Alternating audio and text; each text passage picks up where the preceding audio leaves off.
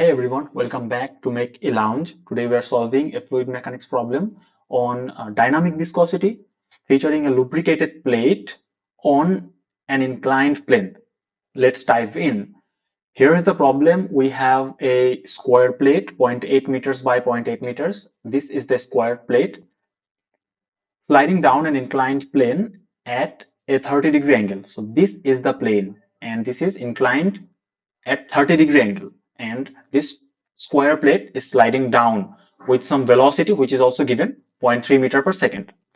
We need to calculate the dynamic viscosity in this problem. Now let's see how we can do this. So all the given parameters are written accordingly. Thickness of the oil film is also written here. We need to figure out the dynamic viscosity for that oil, right? Because oil is a fluid. Now let the viscosity of the fluid between plate and inclined plane is mu. We already assume it mu, and component of the weight W along the plane. So what is component? What do you mean by it? See, suppose this is a block having some mass m, and as this is inclined plane, this plane OB, the OB plate is definitely inclined to some angle which is theta, right? Now this weight will act. As this is a theta angle, which is the angle of inclination, this angle is also going to be theta. If you do some geometric calculations, we will be able to find that. Now we know that suppose this is our W and this is theta.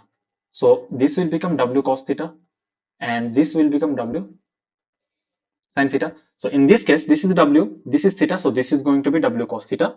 This is going to be W sin theta, which is acting along the plane, inclined plane, right? As this is W sin theta, you can write W cos 90 minus theta. It will eventually give you W sin theta. This W, and there is a component along this direction, and this is also theta angle. So this will become W cos theta, and there will be another component of the of W which will be along the plane, and this is W sin theta, right?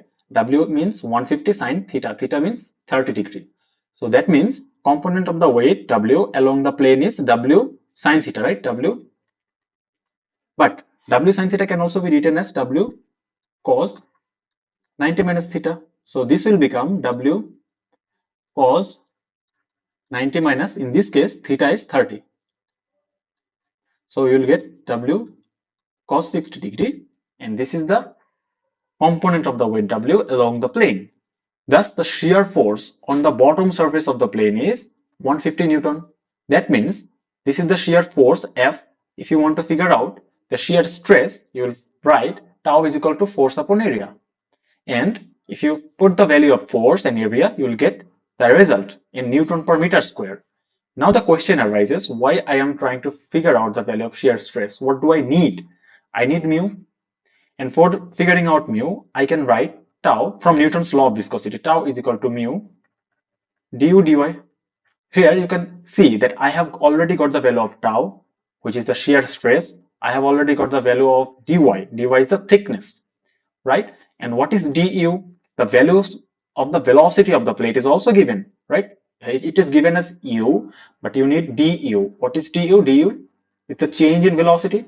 And here you can see that this plate is fixed. So the velocity of this plate, there is no velocity. So this plate is at 0 meter per second velocity, and this plate is at 0.3 meter per second velocity. That means du is the change in velocity.